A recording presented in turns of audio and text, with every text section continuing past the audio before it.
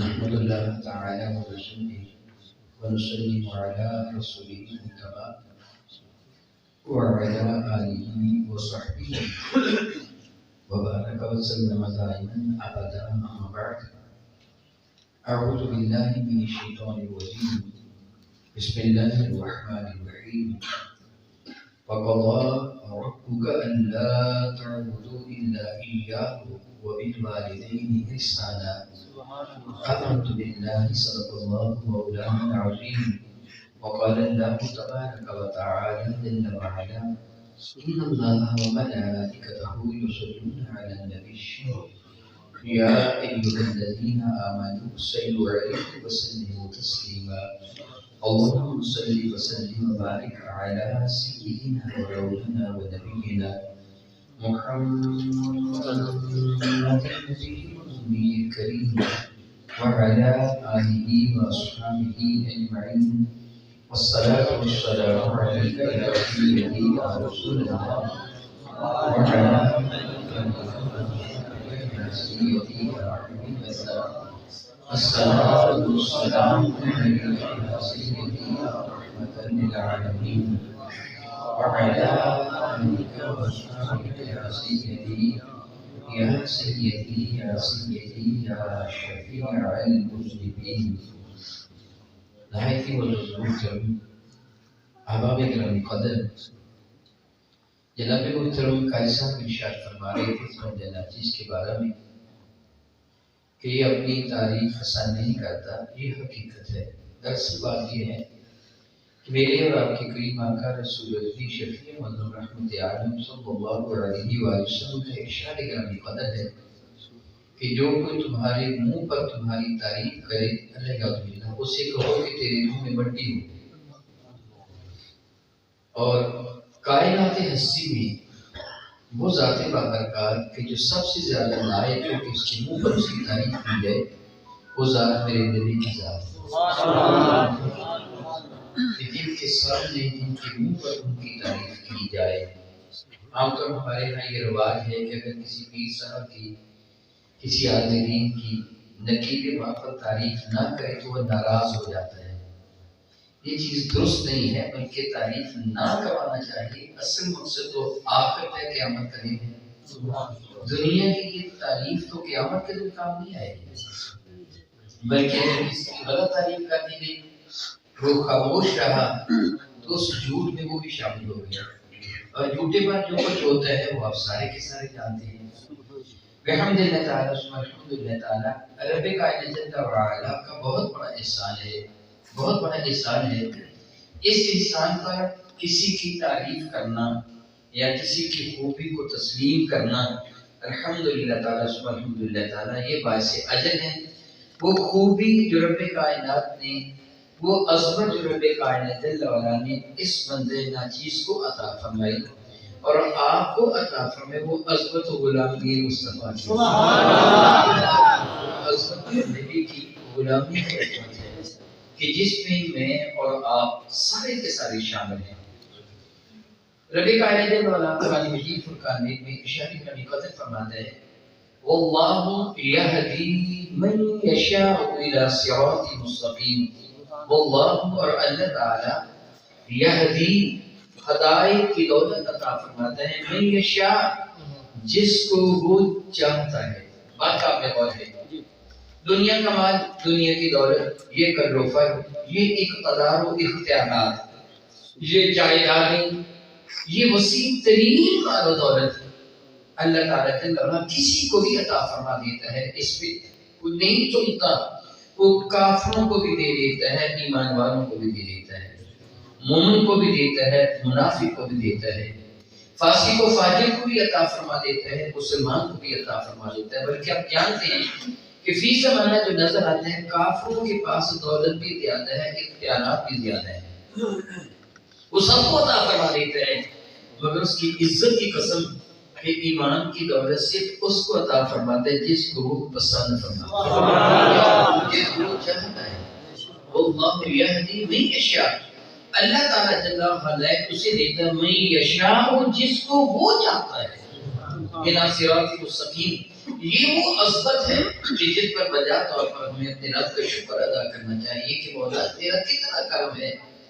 کبھی وہ زمانہ تھا کہ جب غفار مکہ کی خواہش پر میرے اور آپ کے کریم آقا رسول اللہ کی شفیع معظمہ نے آسمان پر چمکتا ہوا چاند دو ٹکڑوں میں تقسیم کر کے دکھا دیا تھا۔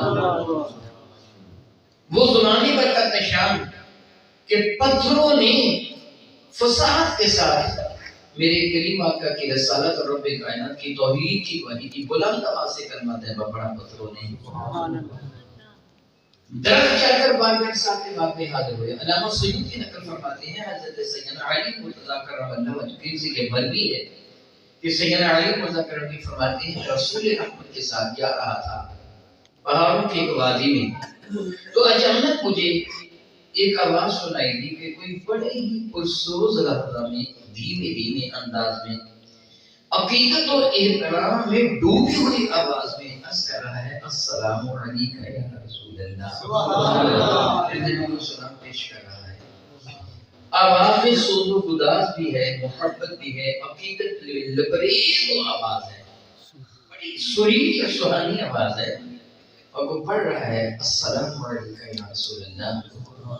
میرے کریم آقا رسول اللہ شفیع معظم رحمت نے حضرت علی کی جانب دیکھا فرمایا کہ علی تم جانتے ہو کہ مجھے سلام کون عرض کر رہا ہے؟ جانتے ہو؟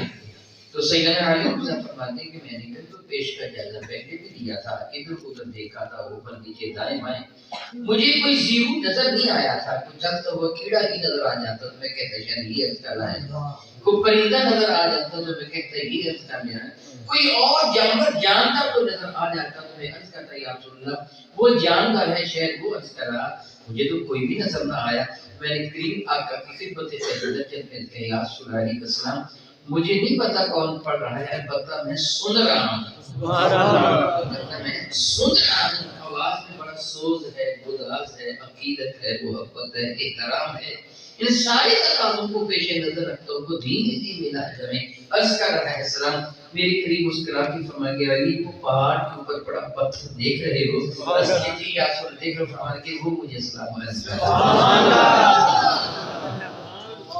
پتھروں نے سلام عرض کیا، درخت چل کے آئے، درندوں نے میرے کریم کی خدمت فیض درجت میں حاصل ہو کر رب کائنات کی توحید اور میرے نبی کی رسالت کی گواہی دی، مگر جن کے مقدر میں ایمان تھا نہیں، ابو جہل دیکھیے، ابو لہب، عبید بن خلف، امیہ بن خلف، عاص بن وائل، عتبہ، عتیبہ، ولید بن مغیرہ وغیرہ وغیرہ، وہ کتنے تھے کافر کے کافر ہی رہے۔ مولا تعالیٰ کتنا کرنا ہے، ہم نے تو معجزہ دیکھا بھی نہیں۔ نعرہ تکبیر، نعرہ رسالت، نعرہ تحقیق، نعرہ حیدری، نعرہ غوثیہ۔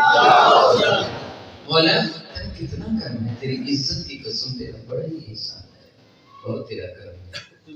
ہم نے تو تیرے محبوب مکرم کی زیارت بھی نہیں کی، سرکار تو سرکار رہے، سرکار کی اس وقت کی اہل بیت اطہار ایتن پاک ان کی زیارت بھی نہیں کی، تیرے نبی کی صحابہ کی زیارت بھی نہیں کی، تابعین کی بھی زیارت کی، 14 صدیاں بعد تو نے ہمیں پیدا فرمایا۔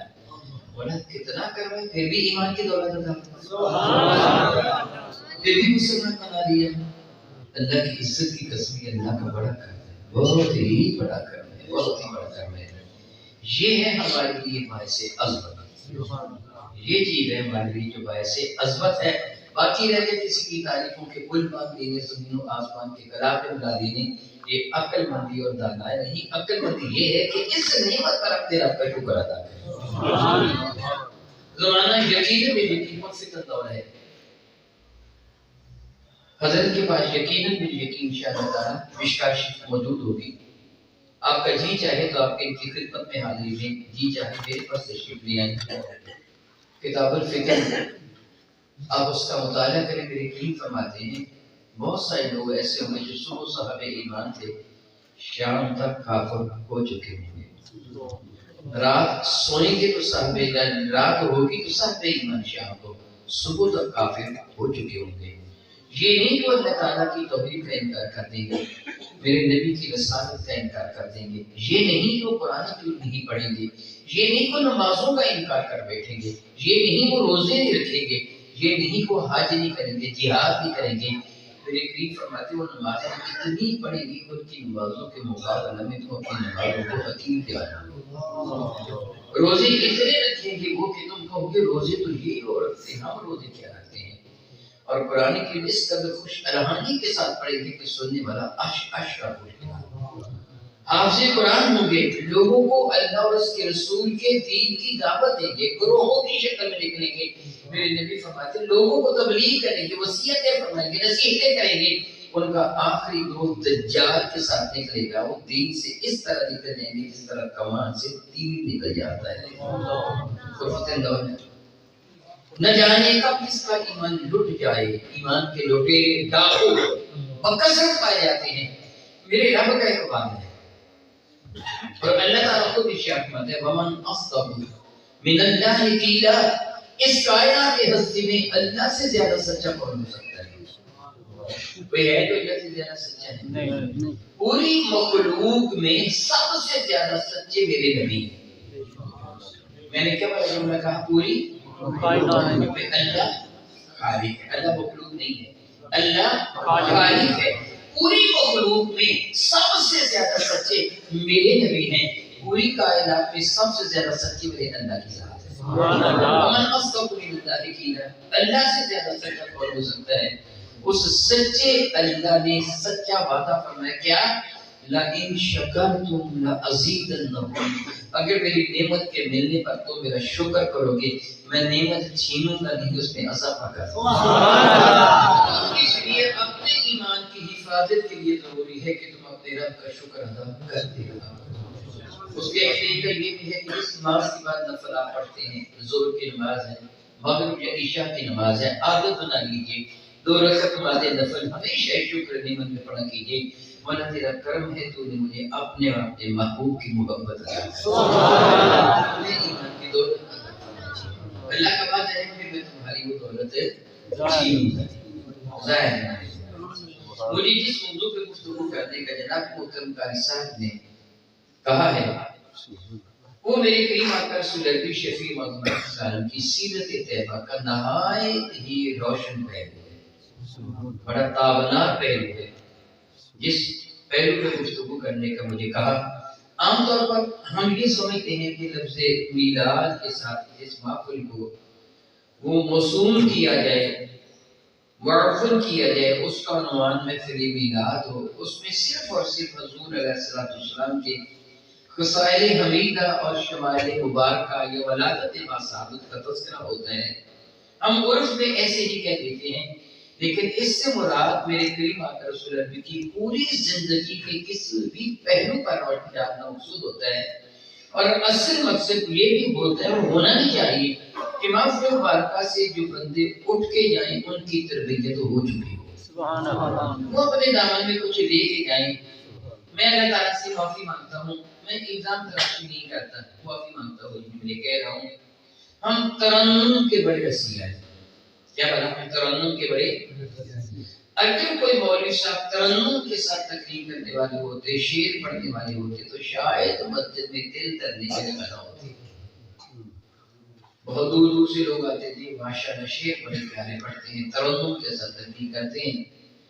معذرت تعالیٰ اگر حقائق موجود نہ ہوں تو پھر اس کا کوئی بھی فائدہ نہیں ہے۔ وہ اپنے وقت کو بعد اللہ تعالیٰ سبحانہ اللہ تعالیٰ اللہ تعالیٰ بعض اوقات کچھ ایسی صورتحال ہو جاتی ہے کہ بندہ اپنے وقت کو ضائع کر بیٹھتا ہے، جس مقصد کے لیے وہ آتا ہے وہ مقصد لے کے اپنے دامن میں نہیں جاتا۔ میرے نبی صلی اللہ علیہ وسلم کی سیرت طیبہ کا نہایت روشن پہلو جس کو میں نے کہا ہے وہ یہ ہے کہ والدین کا احترام کرنا۔ کیا ہے بڑا؟ والدین کا، میں نے کہا میرے نبی کی سیرت طیبہ کا نہایت ہی روشن پہلو، اس بنا میں کہا حضرت سیدنا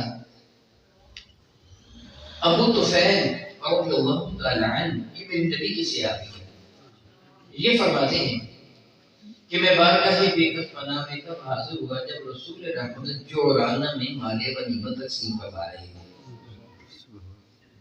اللہ رب العزت جل وعلا سب کو ہمیشہ فن کی زیادہ کشف عطا فرمائے۔ بعض اوقات جو ٹریول ایجنٹ ہوتے ہیں وہ یہ کہتے ہیں کہ آپ کو بڑا عمرہ کروائیں گے اور بڑا عمرہ کے نام سے وہ آپ کو جورانہ لے جائیں گے کہ یہاں احرام باندھ کے عمرہ کر لو، اس کو بڑے عمرے کا نام دیتے ہیں۔ ہے وہی عمرہ جو عام عمرہ ہوتا ہے، لیکن اس کو بڑا عمرہ کہہ دیتے ہیں ترغیب دینے کے لیے، اگر نہ وہ بھی ہیل سے ہی احرام باندھا، جس طرح مسجد عائشہ کو صدیقہ سے احرام باندھا جائے اسی طرح ہے۔ بہرحال اس جگہ میرے کریم آقا ہمارے غنیمت تقسیم فرما رہے تھے، جو پہلے میں نے ایک حدیث سنائی ہے نا کہ حضور علیہ السلام فرمائے وہ نمازیں ایسے پڑھیں گی بہت سے ہماری دین سے نکل جائیں گے، یہ بھی یہی کا واقعہ ہے۔ ارقوس بن زہیر جس کو ذوالخویسرہ کہتے ہیں، اس نے بات کر ساتھ امام میں گستاخی کی تھی یا ایک یا محمد کہا تھا، تب میرے نبی نے سب کچھ فرمایا تھا، اسی جگہ کی بات ہے۔ حضرت ابو طفیل فرماتے رضی اللہ تعالیٰ رسول رحمت صلی اللہ علیہ وسلم مال غنیمت تقسیم فرما رہے تھے۔ تاجر بزرگ شفیع مجمع میں کسی صحابہ بارگاہ میں کسبنا میں حاضر ہیں، حنین اور طائف کے علاقوں کا مال غنیمت تھا میرے نبی صحابہ کو عطا فرمانے، صحابہ کرام رضوان اللہ اجمعین مال غنیمت کو وصول کر رہے ہیں۔ حضرت ابو طفیل فرماتے اتنے میں نے دیکھا کہ ایک ضعیف العمر بڑھیا چلی آ رہی ہے۔ رسول رحمت صلی اللہ علیہ وسلم نے جب اس بڑھیا کو دیکھا تو مال غنیمت تقسیم کرنا موقوف کر دیا، روک دیا، اٹھ کے کھڑے ہوئے، آگے بڑھے، بڑی محبت اور بڑے احترام کے ساتھ اس بڑھیا کا ہاتھ پکڑا اور کرامہ چلتے ہوئے اس جگہ تک آ گئے جہاں میرے نبی تشریف فرما تھے۔ یعنی جس طرح میں یہاں بیٹھا ہوں دور سے کسی کو ساتھ لے کے آ جاؤں اس جگہ تک جہاں تک میں بیٹھا، میرے کریم اللہ کی جگہ تشریف فرما تھے، وہاں تک اماں جی کو لے آئے۔ پھر چشم فلک نے ایک ایسا عجیب منظر دیکھا کہ صحابہ انگشت پہ دندہ رہ گئے۔ وہ منظر کیا تھا؟ میرے نبی نے سر مقدس سے چادر اتار کر زمین پر بچھا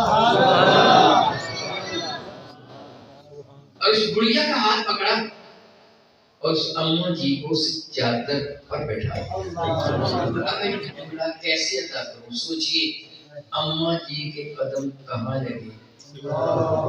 میرے قریب نے سر مقدس سے چادر جو اوڑھی ہوئی تھی اتار کر زمین پر بچھا دی، اماں جی کو اس چادر پر بٹھا دیا اور خود اس کے سامنے اس طرح دوزانو ہو کے بیٹھ گئے جس طرح آپ حالت تشہد میں بیٹھتے ہیں۔ اماں جی ضعیف العمر تھی، آواز ان کی بڑی ہلکی تھی۔ میرے کریم آقا صلی اللہ علیہ وسلم نے سر جھکایا اور کان کر دیا تاکہ اماں جی کو گفتگو کرنے میں زحمت نہ ہو، تکلیف نہ ہو، دقت نہ ہو، ان کو زور نہ لگانا پڑے۔ اماں جی باتیں کرتی رہی، میرے نبی سر جھکا کر ان کی باتوں کو سنتے رہے۔ اتنی دیر کہ جب تک اماں جی نے اپنی گفتگو ختم نہ کی میرے نبی نے سر اٹھایا صلی اللہ تعالی حبیبہ۔ جب اماں جی اپنی گفتگو کو مکمل فرما چکی میرے نبی صلی اللہ علیہ وسلم سیدھے ہو کے بیٹھ گئے۔ اماں جی نے جانے کا ارادہ کیا، وہ کیا کھڑی ہوئی؟ امام الانبیاء اٹھ کے کھڑے ہوئے، نبیوں کے نبی اٹھ کے کھڑے ہوئے، اپنے حصے کا مال غنیمت اس آنے والی اماں جی کو عطا فرمایا۔ اور جب تک اماں جی جاتے ہوئے نظر آتی رہی میرے کریم آقا اپنی نگاہ کرم سے ان کو دیکھتے رہے۔ جب نگاہ سے وجہ ہو گئی میرے نبی صلی اللہ علیہ وسلم دوبارہ اپنے صحابہ کی جانب متوجہ ہوئے، مالی غنیمت جیسے تقسیم فرمانا شروع کر دیا۔ ابو طفیل فرماتے اس قدر پروٹوکول جو اماں جی کا میں نے دیکھا تو میں بڑا حیران ہوا، اپنے ساتھی سے پوچھا یار یہ کون ہے بڑھیا جس کو اللہ کے محبوب نے، اللہ کے نبی نے، امام الانبیاء نے اتنی اہمیت دی ہے، اتنی عزت دی ہے، اس قدر پروٹوکول دیا ہے، یہ بڑھیا کون ہے؟ تو مجھے اس شخص سے کہا تو نہیں جانتا؟ میں نے کہا نہیں میں نہیں جانتا۔ اس نے بتایا یہ وہ اماں جی ہے جس نے رسول رحمت کو دودھ پلایا۔ میرے بھائی ذرا غور کر، اگر دودھ کی ماں کی یہ عزت ہے تو جس ماں نے جنم دیا اس کی عزت کتنی ہے؟ کریم آقا رسول اللہ کی زندگی کو کتنا روشن پہلے کائنات جن کے قدموں تلے اپنے ہاتھ بچھاتے اس نبی نے چادر و سمندی کے قدموں تلے بچھاتے۔ خلاق کائنات اللہ وعلا کے ارشاد گرامی کرتے ہیں وَقَضَى رَبُّكَ أَلَّا تَعْبُدُوا إِلَّا إِيَّاهُ وَقَضَى اور فیصلہ کیا ہے تیرے رب نے قاضی فیصلہ کرنے والے کو کہتے ہیں وَقَضَى رَبُّكَ تیرے رب کا یہ حکم ہے تیرے رب کا یہ فیصلہ ہے کیا حکم ہے رب کائنات اللہ وعلا کا کہ اللہ تعبدوا الا اياه خبردار خبردار اس کائنات کی ہستی میں اللہ کے سوا کسی کی عبادت نہ کرنا کائنات میں معبود صرف اور صرف ایک ہے وہ اللہ کی ذات ہے اللہ تعبدوا ہرگز تم عبادت نہ کرنا کسی کی بھی سوائے اللہ تعالی جل وعلا کے وبالوالدین احسانا اور دوسرا حکم کیا ہے والدین کے ساتھ تو نے احسان کرنا ہے عام طور پر حسن سلوک کا ترجمہ اس کا کرتے ہیں احسان کا کہ حسن سلوک تو نے کرنا ہے رب کائنات نے اس آیت بارکہ میں غور کیجیے تھوڑا سا اور فرمائیے اللہ تعالیٰ نے آیت بارکہ اس حصہ میں دو چیزوں پر حکم دیا پہلی چیز کیا ہے اللہ کے سوا کسی کی سارے بتا دو اللہ کے سوا کسی کی اور دوسرا حکم کیا ہے والدین کے ساتھ احسان کرنا والدین کے ساتھ احسان کرنا دوسرے سلوک ترجمہ کرتے لیکن میں احسان کا ترجمہ کچھ بتانا چاہتا ہوں آپ کو یہ اللہ تعالیٰ جل وعلا فرماتا ہے کہ اللہ کے سوا کسی کی عبادت نہ کرنا والدین کے ساتھ حسن سلوک کہا جاتا ہے احسان کرنا والدین کے ساتھ کیا کرنا احسان کرنا رب نے اپنی عبادت کے فوراً بعد جس چیز کو حکم دیا والدین کے ساتھ احسان اپنی عبادت کے فوراً بعد جس چیز کا حکم دیا ممکن ہے کہ کسی شخص کے ذہن میں آ جائے کہ اللہ تعالیٰ نے اپنی توحید کا اعلان کیا نبی کی رسالت کا تو اعلان نہیں کیا اللہ کی توحید کے بعد نبی کی رسالت کا ذکر آنا چاہیے تھا اس کے بعد پھر والدین کا درجہ کہ اللہ کے بعد اعلیٰ درجہ نبی کا ہے نبی کے بعد اعلیٰ درجہ والدین کا ہے تو درمیان میں نبوت کا ذکر ہی نہیں ہے رب کائنات نے اپنی توحید کا اعلان کر کے والدین کے ساتھ احسان کرنے کا حکم دے دیا اس کا جواب یہ ہے کہ اللہ نے کیا فرمایا اللہ تعبدوا عبادت نہ کرنا کیا بنا عبادت نہ کرنا تو عبادت بتاتا کون ہے طریقہ عبادت کا جب یہی تو بتاتے ہیں عبادت کا طریقہ کون بتاتا ہے میں اس کی چھوٹی سی مثال دے دیتا ہوں دراصل عبادت نام ہی نبی کی سنتوں پر عمل کرنے کا ہے نماز پڑھتے ہیں نا ہم نماز پڑھتے ہیں نا کوئی آدمی کسی بھی مسلک سے آپ کے ساتھ تعلق رکھنے والا ہو آپ اس سے سوال کریں ٹھیک ہے تم بہت زیادہ توحید کو ماننے والا ہے کہتا ہے کہ نبی کی ضرورت نہیں ہے توحید میرے لیے کافی ہے میرے لیے اللہ کافی ہے جب لکھتے بھی نہیں اور کہتے بس ہمارے لیے اللہ ہی کافی ہے وہ ہاتھ یہاں تک اٹھائے یا ہاتھ یہاں تک اٹھائے وہ ہاتھ یہاں باندھے یا ہاتھ یہاں باندھے یا دونوں ہاتھ کھلے جوڑ دے کوئی بھی عمل کرے آپ اس سے سوال کریں کہ تو بتا تو نے ہاتھ یہاں تک کیوں اٹھائے ہیں یہاں تک کیوں نہیں اٹھائے ہیں اس کا جواب کیا ہوگا نبی نے یہاں تک اٹھایا ہے اب نبی کو چھوڑ کر عبادت کر کے دکھا سبحان اللہ کہے گا نبی نے یہاں اٹھائے تھے یہاں کے باندھے نبی نے باندھے تیرے لیے تو اللہ کافی ہے نبی کی ضرورت کیا ہے تیرے لیے تو اللہ کافی نبی کی ضرورت کیا ہے تیری عبادت اللہ کی عزت کی قسم عبادت ہوتی نہیں جب تک سنت مصطفیٰ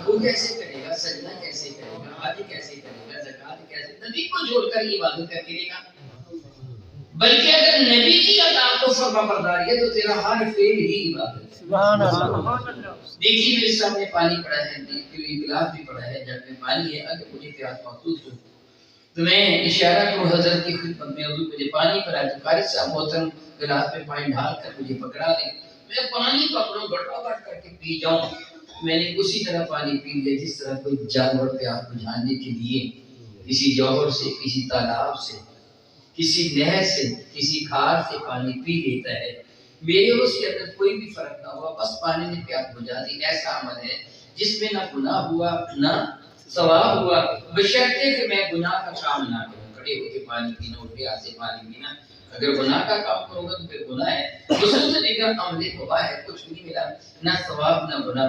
لیکن اگر گلاس میں تھام تیری چشمے تصور میں منظر نہ ہو، پانی میرے کریم میں بھی نوشے جا کریم میں بھی رہا، کیوں نہ ہو کہ ان کی سنت پہ عمل کرتا ہوں میں پی لوں۔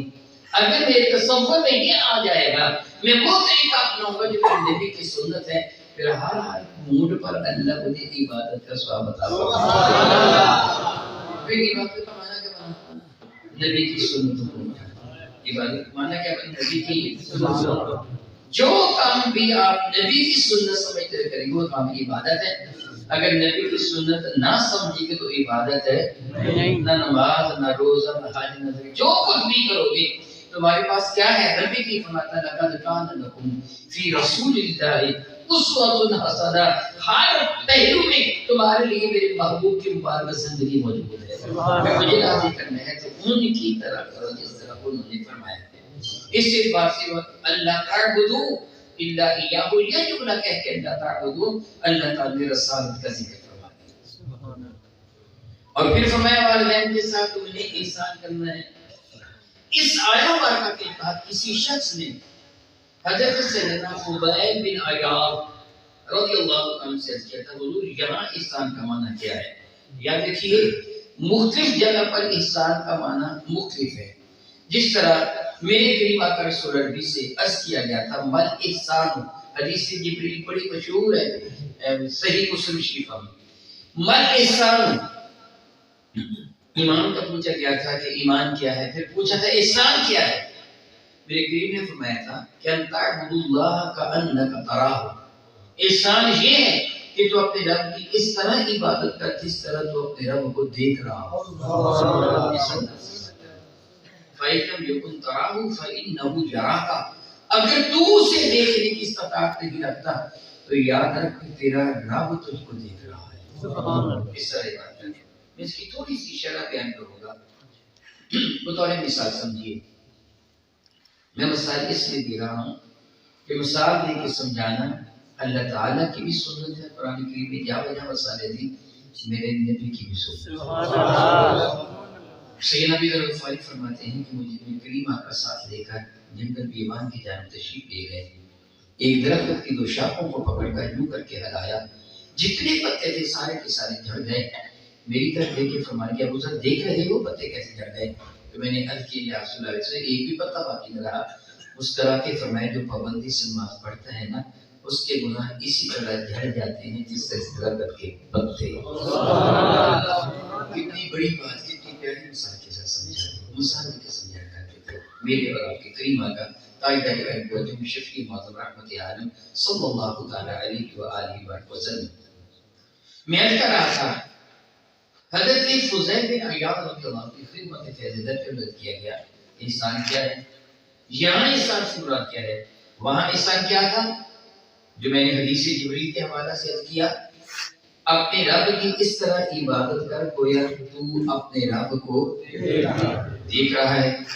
اگر تو اس طرح نہیں کر سکتا فَإِن لَّمْ يَكُن تَرَاهُ، اگر تو اسے دیکھ نہیں سکتا تو پھر کیا خیال کر فَإِنَّهُ يَرَاكَ، وہ تجھے دیکھ رہا ہے۔ کیا میرا وہ؟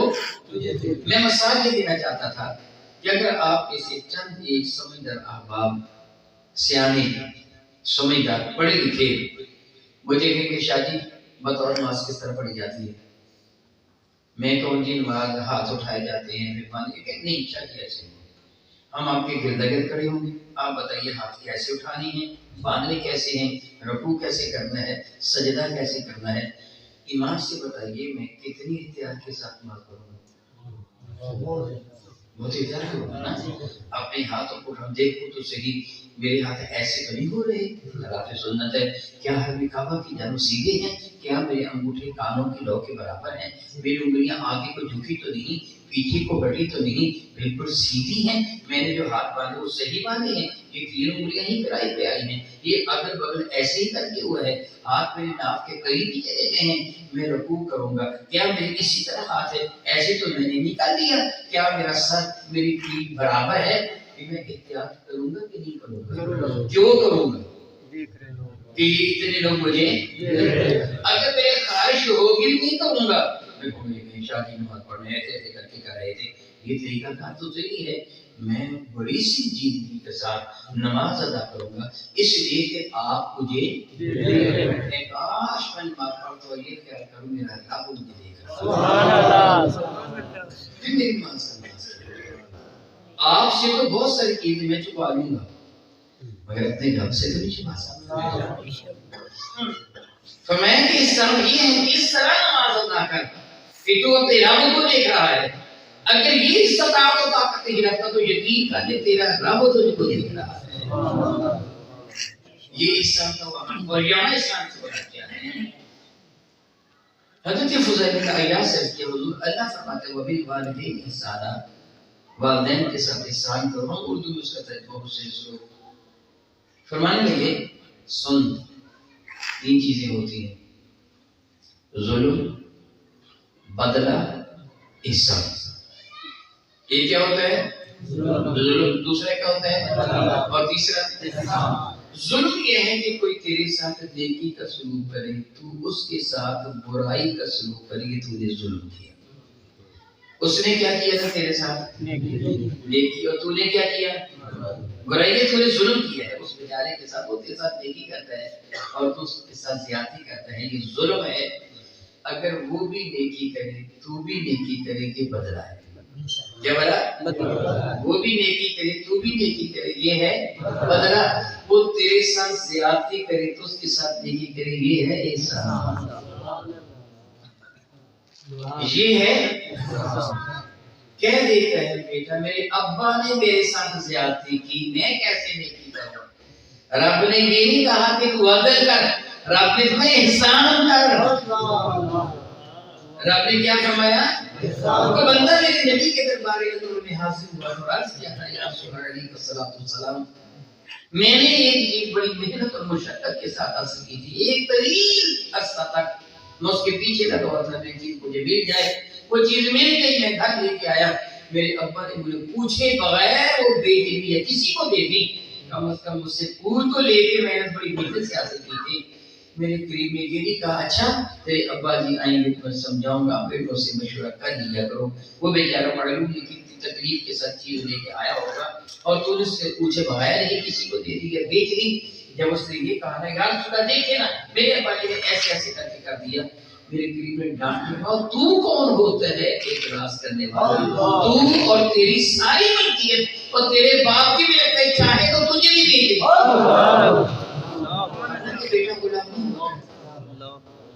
بیٹا غلام نہیں ہو، بیٹے کو بیچا نہیں جا سکتا، حرام ہے، بیٹے کو نہیں بیچا جا سکتا، غلام کو بیچا جا سکتا، بیٹے کو بیٹی کو نہیں بیچا جا سکتا، مگر میرے نبی نے اس کو سمجھانے کے لیے فرمایا چاہے تو تجھے بھی بیچ دے، تو کون ہوتا ہے رات میں جب میرے قریب آ کر اس کو ڈانٹ دیا تھا۔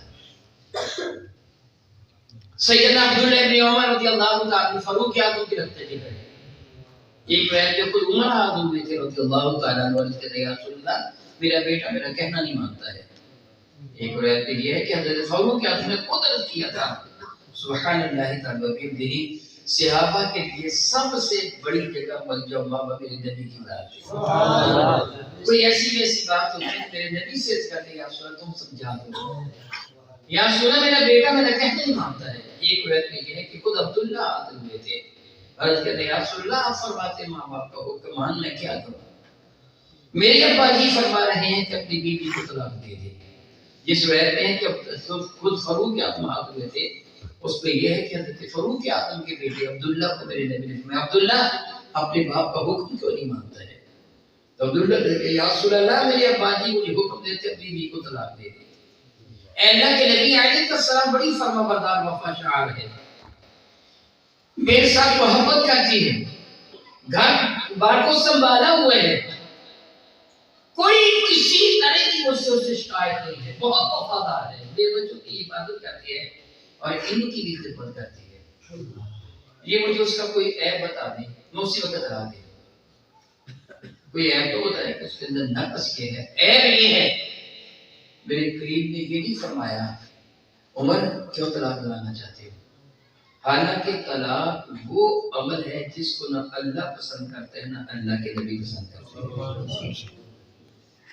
قرآن کی فرقان بھی میں اللہ تعالیٰ جل وعلا جادوگروں کا ذکر فرماتا وما کفر سلیمان ولکن الشیاطین کفروا یعلمون الناس السحر. سلیمان علیہ السلام نے کفر نہیں کیا، شیطانوں نے کفر کیا ہے جو لوگوں کو جادو سکھاتے تھے. وہ جادو کیوں سکھاتے تھے؟ شیطان کافر وہ کیا کرتے تھے؟ یفرقون بین المرء وزوجہ، میاں بیوی میں لڑائی کرواتے تھے. میاں بیوی اور بیوی میں لڑائی ڈروانا شیطانوں اور کافروں کا کام ہے. جو بندہ میاں بیوی میں لڑائی ڈروا دے نا، بیوی اور اس کو برگیف کرے، اس کے خلاف اس کے لڑائی کروا دے میاں بیوی میں، وہ کافر اور شیطان جیسے کام کرتا ہے. نبی اس کو شیطان قرار دیا ہے. میاں بیوی میں تو لڑائی کروانے کی اجازت نہیں ہے، بلکہ میرے کریم کی ایک شادی کرنے کا در کا موقع بنتا ہے کہ شیطان پانی پر اپنا تخت بچاتا ہے. وہ بدبخت اور اپنے چیلے چاٹوں کو، اپنے نمائندوں کو بلاتے ہیں اور ان سے سوال کرتا ہے کہ بتاؤ تم نے کیا کیا کام کیا. کوئی بتاتا ہے میں نے اتنے لوگوں کو یہ گمراہ کیا، یہ گناہ کروایا، یہ گناہ کروایا، یہ گناہ کروایا. وہ کہتا تو نے کچھ نہیں کیا، ابھی اور کچھ کرنا چاہیے تھا، تو نے کچھ نہیں کیا. ایک کھڑا ہو کے کہتا ہے استاد میں نے میاں بیوی میں لڑائی کروائی یہاں تک کہ طلاق ہوگی. تو شور مچا کر واہ واہ واہ واہ تو نے کمال کر دیا، میں تجھے اپنے سینے سے لگا. میں میاں بیوی کے درمیان لڑائی کروا کے طلاق دلوا دینا یہ شیطان کا محبوب ترین عمل ہے. ان کے درمیان صلح کروانا یہ اللہ کا بڑا محبوب، اتنا محبوب عمل. جھوٹ بولنے والے پر لعنت ہے. لیکن میرے نبی فرماتے ہیں اگر میاں بیوی کے درمیان صلح ہوتی ہو جھوٹ بول کر تو میں تجھ کو اجازت دے دیتا ہوں. مراد یہ ہے ایسا بے ضرر ہو. مثلا خامن نے بیوی کو یہ بہت کچھ کہا، بہت بری ہے، بڑی خبیث ہے، یہ ہے وہ ہے فلاں، تو اس سے ہو سکے تو کہہ دے تیرا خامن تو تیری تعریفیں ہی بڑی کرتا ہے، کہتا بڑی فرما بردار ہے، بڑی وفا شعار ہے. بیوی کو کہہ کے تیرا خامن تیری بڑی تعریفیں کرتا ہے. پھر نبی فرماتے ہیں ان کی تو صلح کروا دے، اس کے صدقہ سے یہ گناہ معاف ہو کے نیکی مل جائے گی. ہے گناہ ہی جھوٹ بولنا، مگر یہ نیکی اتنی بڑی ہے نا کہ اس کے صدقہ سے یہ گناہ معاف اللہ فرما دے گا. میاں بیوی میں تو جدائی ڈالنے کی اجازت نہیں، مگر میرے نبی نے کیا فرمایا؟ اور جب عبداللہ ابن عمر نے کیا یا رسول اللہ یہ میری بیوی کا کوئی ہے بتا دیں، اسی وقت طلاق دے دیتا ہوں. میرے نبی نے فوراً فرمایا وہ اس سے بڑھ کر عیب کیا ہو سکتا ہے کہ تیرے ابا کو پسند نہیں ہے.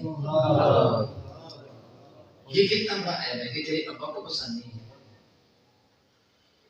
میں یہاں ایک مختصر سی وضاحت کرتا ہوں. میرا ایمان و عقیدہ کہتا ہے کہ یقیناً یقین حضرت فاروق اعظم اس لڑکی کے عیب سے واقف تھے، اور وہ عیب ایسا تھا کہ اگر حضرت عبداللہ کو پتہ چل جاتا تو شاید وہ برداشت نہ کر پاتے، اور پھر اس بیچاری کی پوری زندگی برباد ہو جاتی، آئندہ کوئی اس سے شادی ہی نہ کرتا. حضرت عمر اس عیب کو چھپانا چاہتے تھے کہ پتہ ہی نہ چلے، اس عیب کا پتہ ہی نہ چلے، میں اس کی عزت بھی رکھ لوں. اور وہ عیب دیکھ کر وہ کہتے ہیں دیکھ کر مکھی نہیں کھائی جاتی. میں وہ عیب جانتا ہوں، دیکھ رہا ہوں، لیکن بیٹے کو بھی نہیں بتاؤں گا تاکہ اس بیچاری کی عزت محفوظ رہے. علیحدگی کروا دیتا ہوں. میرے نبی بھی جانتے تھے، اسی بنا تک میں لیکن کیا کہا یہ عیب کچھ کم ہے کہ تیرا باپ اس کو پسند نہیں کرتا. چھوڑ دے. ایک اور شخص ایک صحابی سے یہی بات کہی تھی کہ میری ماں مجھے حکم دیتی ہے کہ میں اپنی بیوی کو طلاق دے دوں. رسول رحمت جیسے جا چکے تھے. ایک صحابی سے کسی نے مسئلہ پوچھا، وہ کہنے کہ میں اس کے بارے میں کچھ نہیں جانتا. جو اس نے کہا نا کہ میں طلاق دے دوں، فرمایا کہ میں نہیں کچھ نہیں جانتا اس بارے میں. ہاں البتہ میں اتنا جانتا ہوں کہ میرے نبی کے دربار میں ایسا مقدمہ آیا تھا اور میرے نبی نے فرمایا تیرا باپ جنت کا بڑا دروازہ ہے، درمیان والا دروازہ ہے، جی چاہتا ہے تو اس کو اپنے لیے لازم کر دے، جی چاہتا ہے تو جنت کا دروازہ بند کر دے. یعنی باپ کی نافرمانی کر لے تو جنت کا دروازہ نہیں بند ہو جائے. اب اپنی بیوی کو رکھ لے گا جنت کا دروازہ رکھ لے. میرے اور آپ کے قریب آقا سلربی شفیع رحمت عالم صلی اللہ علیہ وسلم نے اجازت دی. میں فضیل بن عیاض کی بات کر رہا تھا. فرمانے لگے احسان یہ ہے کہ کوئی ظلم کرے پھر چاہتے ہیں یہ کیا ہوا کہ اگر اس نے نیکی کی تو پھر تو نے نیکی کر دی. اور پھر فرمانے لگی سن اس کا دوسرا معنی یہ ہے کہ کوئی تیرے ساتھ حسنی سلوک کرے تو اس کے ساتھ حسنی سلوک نہ کرے یہ ظلم ہے. کوئی تیرے ساتھ حسنی سلوک کرے تو بھی کرنے تو یہ عدل ہے بدلہ ہے. جتنا حسن سلوک اس نے تیرے ساتھ کیا ہے اس سے بڑھ کر کرے تو یہ احسان ہے. جس طرح اس کی مثال میں یوں دے دوں گا کہ ہمارے یہاں بیاہ شادی کے موقع پر نیوندرا کہتے اسے جی دیتے ہیں نا. تو طور مثال کسی کو 100 روپیہ بیٹے بیٹی کو نیوندرا وہ دیا یا کچھ اور کہتے ہیں سلامی کہہ رہے ہیں. چلو سلامی اچھا نام ہے سلامی اسلام سے. وہ 100 روپیہ سلامی دی تو کاپی پر لکھ لیتے ہیں ہے نا ایسے. اور پھر جب ان کے بیٹے کی شادی ہوتی ہے وہ 150 روپیہ دیتا ہے. بات سمجھے نا کیا کہتا ہے 100 روپیہ وہ برابر اور یہ 50 روپے اضافی وعدہ کہتے ہیں نا. یہ 50 روپیہ وعدہ یعنی اضافی دے رہا ہوں. اس نے 100 دیا تھا میں 150 دے رہا ہوں. مان کے یہ ہے احسان کو اس سے بڑھ کر تو اس نے سلوک کرے.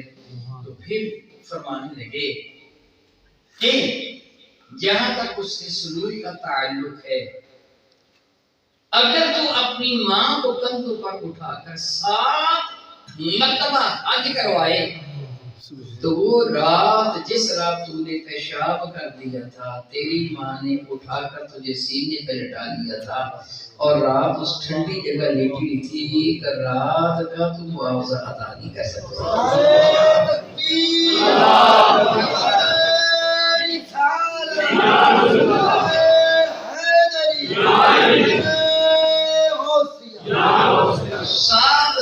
سات حج اپنے کندھوں پہ اٹھا کے ان کو کروانے تو ایک رات کا اجر تو نہیں دے سکتا تو پوری زندگی کا اجر کیسے دے گا. تو احسان کب ہوتا ہے جب اس اجر سے تو بڑھ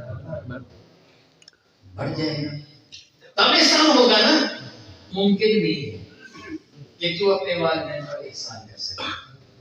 گویا رب نے حکم دیا کہ تو پوری کوشش کر غور کر تو اس پر احسان کس طرح کر سکتا ہے.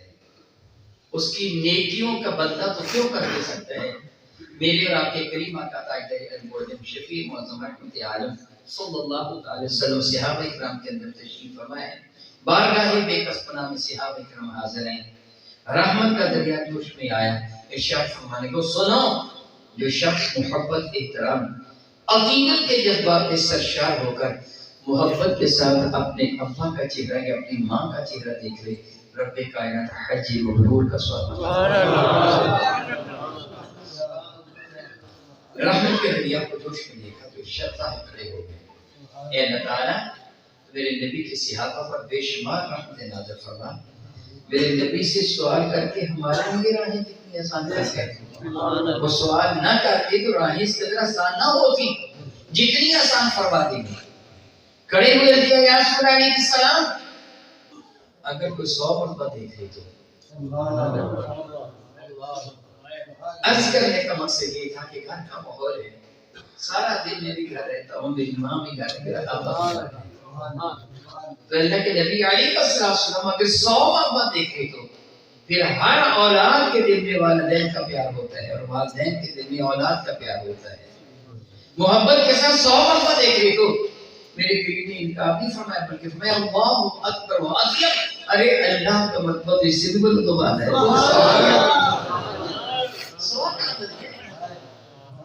ہزاروں مرتبہ دیکھ لے ہزاروں حجوں کا ثواب تجھے تیرا رب عطا فرمائے. حج مبرور پھر فرمایا مفعول کا صیغہ ہے پھر نیکی کو کہتے ہیں. حج مبرور ایسا حج اپنے دامن میں بہت ساری جو نیکیاں لے کے آتا ہے.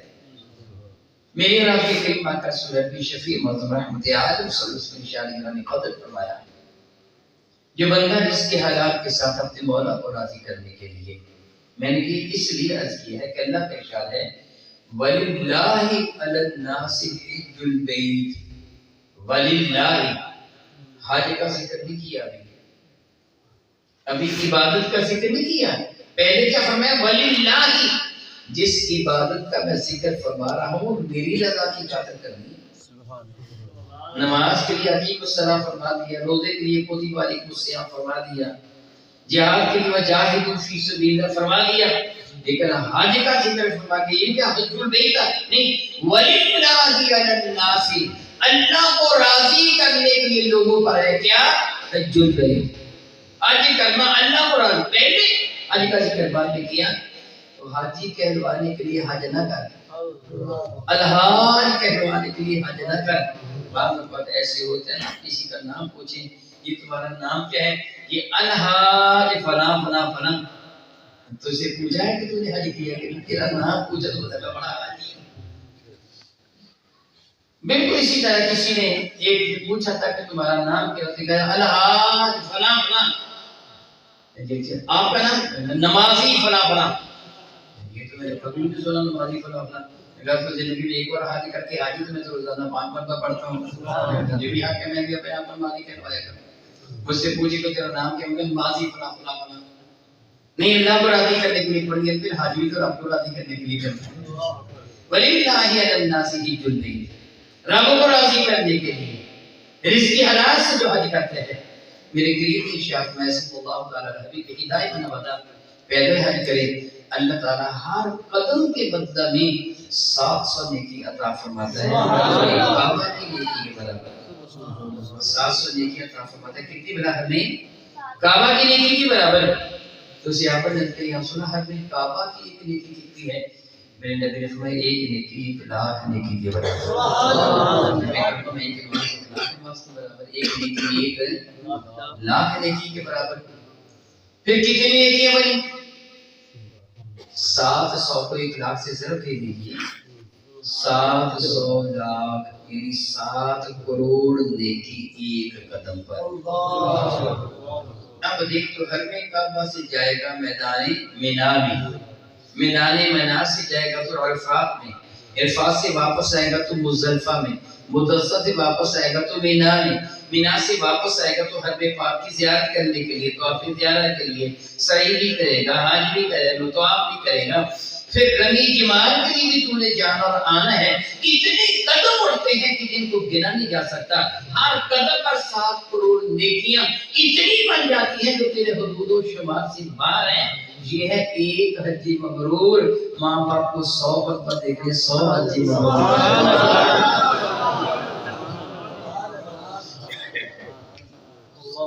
ذرا تنہائی میں بیٹھ کر غور کرنا، جس کا چہرہ دیکھنا اتنا اجر، اس کی خدمت کرنا کتنا ثواب، اس کا حکم ماننا کتنا ثواب ہے۔ پھر بتا تو والدین پر احسان کر سکتا ہے؟ کبھی بھی نہیں۔ یہ تو ان کا احسان ہے تجھ پر کہ جن کا چہرہ دیکھ کر تو اتنی نیکیاں کما رہا ہے، یہ تو ان کا احسان ہو گیا۔ تو اپنے والدین پر کیسے احسان کر سکتا ہے؟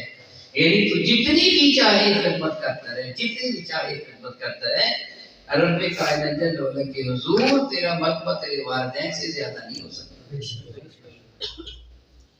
میرے کریم آقا تاجر الوجود شفیع معظم رحمت عالم سلطن کی خدمت فیض درجہ اپنے صاحب میں حاضر ہوئے۔ کہ اللہ کے نبی علیہ السلام میں نے اعلان سنا ہے کہ اللہ کے بندو جہاد کے لیے سوار ہو جاؤ، کافروں کے ساتھ لڑائی کرنے کے لیے جانا ہے۔ یا رسول اللہ میں بھی حاضر ہوا، میرا نام رجسٹر میں لکھ لیا جائے۔ میرے کریم آقا جانتے تھے یہ کون ہے، کہاں کا رہنے والا ہے، کس گلی کس بازار کس اونچے سے اس کا تعلق ہے۔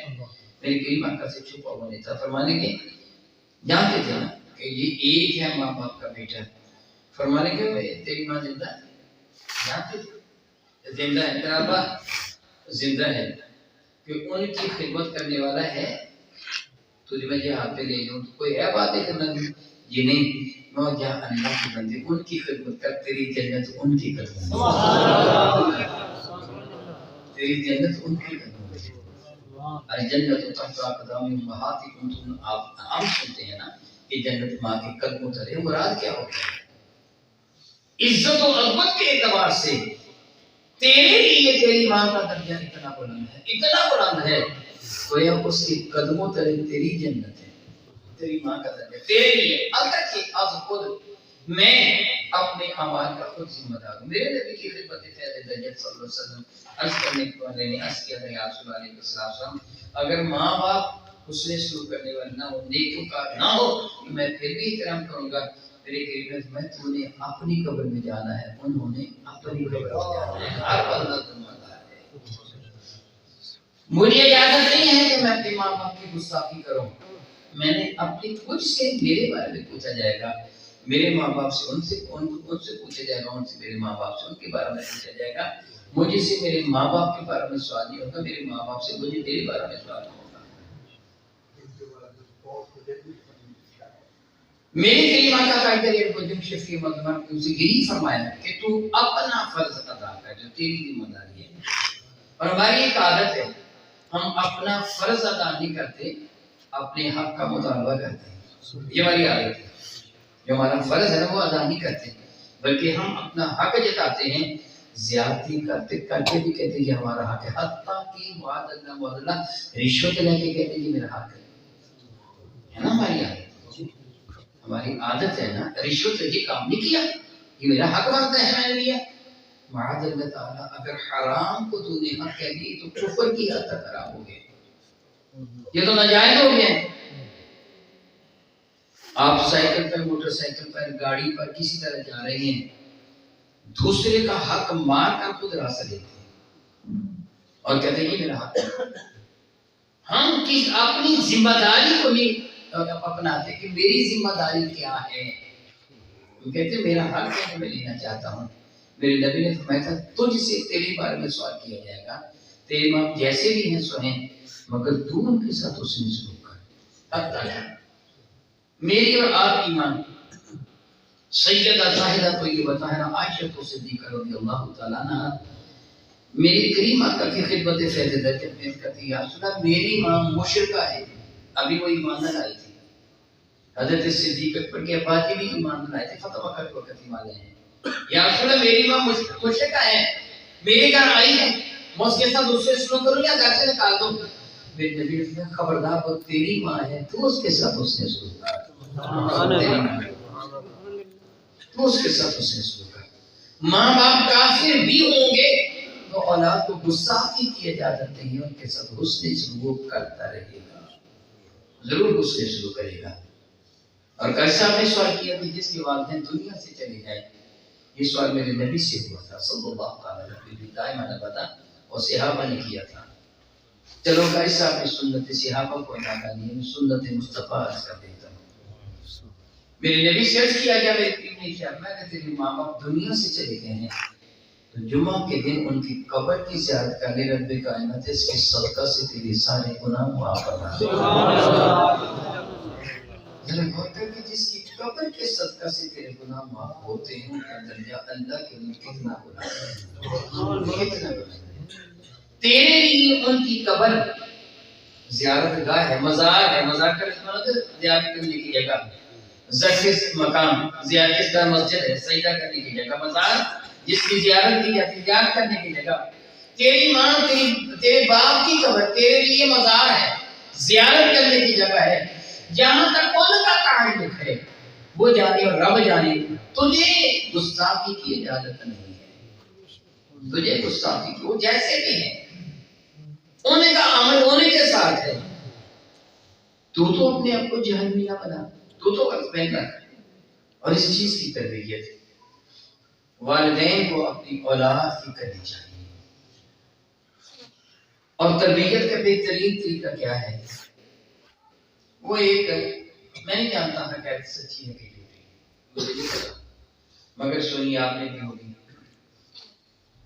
عام طور پر یہ قائد رہتی جاتی ہے کہ ایک لڑکا اپنے ابا کو کندھوں پر اٹھا کر لے جا رہا تھا دریا میں پہنچا اس نے کہا کہ میں تجھے یہاں گراؤں گا ڈبوں گا کہا بیٹے نہیں تھوڑا سا آگے کرتے مجھے گرانا یہاں میں نے تیرے دادا کو گرایا تھا لوگ کیا سنایا کرتے ہیں پھر وہ واپس آ گیا اچھا اس کا معنی کہ میری اولاد بھی گرائے گی اگر تیرے ماں باپ زندہ ہیں تو اپنی اولاد کے سامنے ان کی تعظیم و توقیر کر اگر تیرے والدین حیات ہیں نا اپنے والدین کی عزت اپنی اولاد کے سامنے کر تاکہ تیری اولاد کی تربیت ہو کہ ماں باپ کی عزت کس طرح کی جاتی ہے اگر تو اپنے ابا کو کہے گا یہاں کمستا رہتا ہے اٹھاؤ اپنے دادا کی جا کے وہاں جا کے رکھاؤ، تو کل کو تیری اولاد بھی تیرے ساتھ وہی سلوک کرے گی کہ تو نے اپنے ابا کے ساتھ کیا۔ تیرا فرض بنتا ہے کہ اپنے والدین کی اپنی اولاد کے سامنے تعظیم و توقیر کر۔ اور اس سلسلہ میں میں اللہ سے معافی مانگتا ہوں، یہ نہیں کہ آپ کو کہہ رہا ہوں کہ آپ یوں کر دیں وہ کر دیں فلاں کر دیں۔ میرے کریم آقا رسول اللہ شفیع معظم رحمت عالم صلی اللہ علیہ وسلم ایک صحابی کی تیمارداری کے لیے تھا، سیدنا الکمال رضی اللہ تعالیٰ عنہ، ان کو کلمہ طیبہ نصیب نہیں ہو رہا تھا۔ یہ بوقت رحلت ان کو کلمہ طیبہ نصیب نہیں ہو رہا تھا۔ میرے نبی نے صحابہ کو بھیجا تھا جاؤ جا کے اس کو کلمہ پڑھا دو۔ وہ کلمہ پڑھا رہے تھے مگر اس کی زبان پر کلمہ طیبہ جاری ہوتا ہی نہیں تھا۔ بارگاہ بیکستنا میں عرض کیا گیا یا رسول اللہ صلی اللہ علیہ وسلم گویا مریض ایسا ہے کہ اس کا علاج ہمارے پاس نہیں، آپ ہی تشریف لائے۔ میرے قریب تشریف لائے تو ان کی حالت غیر تھی، جس طرح کہیں کہ سانس اٹکا ہوا ہے، عالمی نظام میں ہے، کلمہ طیبہ نہیں پڑھا جا رہا۔ رسول رحمت نے دیکھا تو پہچانی، فرمانے اس کی ماں ہے؟ کہ گئے یا رسول اللہ ہے۔ فرمانے کہ اس کو بلاؤ۔ اماں کو بلانے کے لیے لوگ چل پڑے، میرے کریم آقا وہاں کھڑے رہے، خود اس کی ماں کے گھر کی جانب چل دی۔ راستے میں بڑھیا سے ملاقات ہو گئی، فرمانے کہ اماں اپنے بیٹے کو معاف کر دے تاکہ اسے کلمہ نصیب ہو جائے۔ ماں ناراض تھی، سب غصے میں تھی، کہنے لگی میں نہیں معاف کروں گی اسے۔ میرے کریم آقا نے علاج فرمانا تھا نا، علاج کے بعد نے فرمایا اچھا نہیں لکڑی جمع کرو،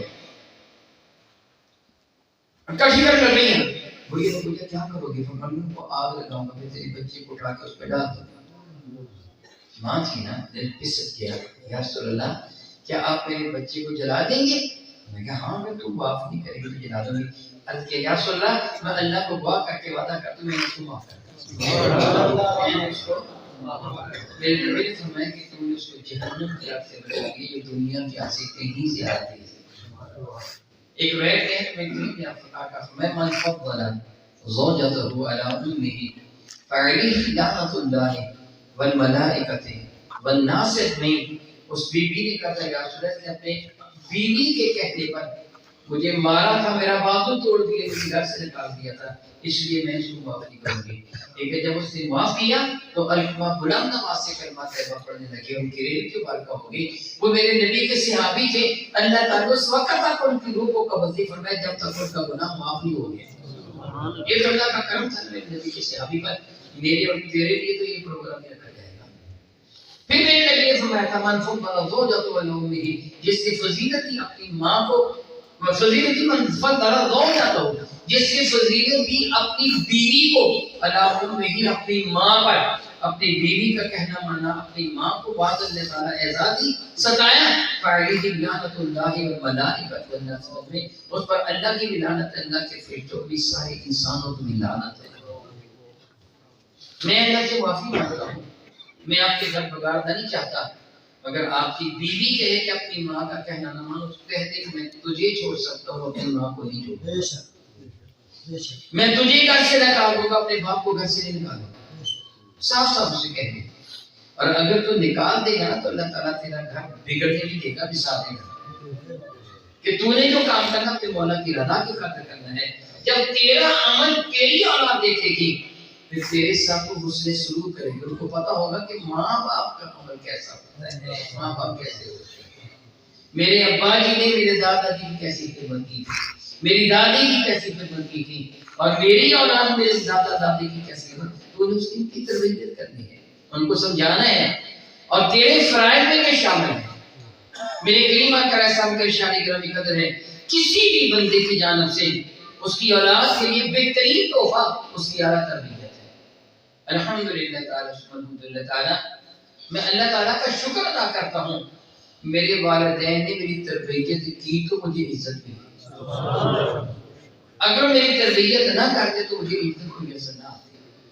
یہ عزت میرے والدین کے صدقہ سے ہے، انہوں نے میری جو تعلیم دلوائی، میری تربیت کی، مجھے عزت مل گئی۔ والدین کی ذمہ داری ہے کہ اپنی اولاد کی صحیح ترین طریقے سے تربیت کرے، اپنا فرض ادا کرے، تاکہ وہ بڑے ہو کر ان کو احساس ہو. کہا جاتا ہے سنا کرتے ہیں سیدنا فاروق اعظم کیا کہ خدمت فیض درج میں ایک بڑھیا اور ایک بندہ حاضر ہوئے تھے اور ان دونوں نے آ کے کہا تھا کہ ہمارا بیٹا بڑا گستاخ ہے، مارا ہمیں ہمارے بیٹے نے. تو سیدنا فاروق اعظم نے اس کو بلا کے فرمایا تھا، یہ حقائق میں نے سنی ہے. فاروق اعظم نے بلا کے فرمایا تھا، اے تو نے اپنی امی ابا کو کیوں مارا؟ ابا کہتا تھا ڈنڈا میرے بھی مارا، ڈنڈا ایک امی کے بھی لگا تھا.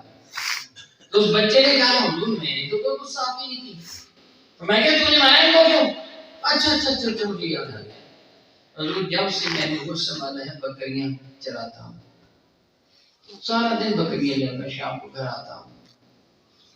حضور ایک دن میں گھر آیا تو امی ابو دونوں گتم گتھا لڑائی کر رہی تھی اور مجھے علم ہے تجربہ ہے جب دو بکریاں آپس میں بڑ پڑتی ہیں تو ان کو چھڑانے کا کیا طریقہ ہوتا ہے، ایک ڈنڈا اس کے ایک ڈنڈا اس کے دونوں چھوڑ دیتی ہیں. میں وہی طریقہ اپنا ایک ڈنڈا بھی کو آپ دے ابا کے دونوں چھوڑ کر کے میں نے دوسرا کرو میں نے تو ساتھی تو نہیں. فاروق اعظم اس کو فرمائے کہ اللہ کے بندے تو نے اپنا فرض ہی ادا نہیں کیا، اس کو سمجھا تو صحیح کو آتے ہیں کہ وہ کیا ہوتے ہیں.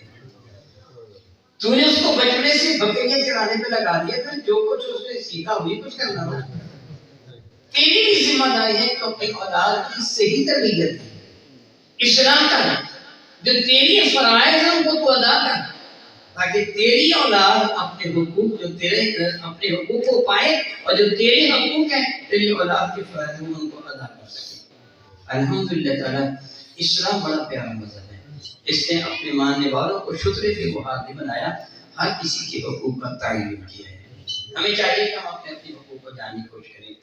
ویسے میں اقتران کلام کہ میں نے ایک کتاب لکھی حقوق المسلمین، اس میں میں نے یہی کچھ لکھا ہے کہ ایک بندے کے دوسرے بندے پر کیا حقوق ہوتے ہیں اور اس کے کیا فرائض ہوتے ہیں. اور یقین وہ کتاب آپ کے گاؤں میں بھی موجود ہے. کیا خیال ہے کیسا؟ جی فرمانے کے ہے کہ الحمدللہ وہ کتاب میں نے اپنے جتنے بھی متعلقین کے یوں کہنا سب کو ایک ایک کتاب تحفتاً دی تھی اور اس پر لکھ کر دیا تھا اور کہا تھا کہ روزانہ تم نے اس کتاب کے چند صفحات لوگوں کے سامنے پڑھا کرنے ہیں تاکہ لوگوں کو پتہ چلے کہ ہماری ذمہ داریاں کیا ہیں. ان کو کہا تھا کہ تمہاری یہ ذمہ داری ہے اور انہوں نے اتنی اچھی ذمہ داری نبھائی کہ الماری میں رکھ کر تالا لگا دیا کہ اس کو حوالہ کر دیا. شاید اس کے برس خراب ہو جائیں گے، شادی نے تحفہ جو دیا اگر شادی اچھی بڑی قیمت لے دیتے نا تو پھر تھا یار بڑی مہنگی کتاب آئی ہے پڑھ کے سنا تو ہمیں نا تو شادی کا تحفہ سنبھال کر الماری میں رکھا ہوا ہے اور شادی کے بندے کے بعد ہے کہ یہ شادی نے یہ تحفہ دیا تھا. سبحان اللہ. اس لیے میں یہ تقسیم ہی اس لیے لکھی ہی اس لیے تھی کہ ہمارے یہاں حقوق العباد کو بہت نظر انداز کیا جاتا ہے، سمجھے نہیں جاتا. میں نے حقوق المسلمین کے نام سے وہ کتاب کہا تھا سب ملک والوں کو، چاہے سب کو یاد آ گیا ہوگا کہ میں نے ان کو کہا تھا نا. چلو کبھی کبھار پڑھی بھی ہوگی پہلے شوق کے ساتھ. پھر اس کے بعد میرا بیٹا اسکول میں پڑھتا ہے نا جی میں نے پورا اس کا مطالعہ کر کے پھر اسکول میں کی ہے کچھ نہیں کیا وہ اسکول ہے تو بہت اچھی ہے. ماشاءاللہ. بہرحال ہمیں اپنے حقوق و فرائض کے بارے میں مطلع ہونا ضروری ہے کہ میری ذمہ داریاں کیا ہیں اور میں نے ان کو کس طرح نبھانا ہے. دعا کرتا ہوں کہ رب کائنات کریمہ کا سنبی شفیع محمد کے صدقہ سے ہمیں حقائق کو سمجھنے اور ان پر عمل کی توفیق و ہمت عطا فرمائے. آمین ثم آمین. وآخر دعوانا الحمدللہ.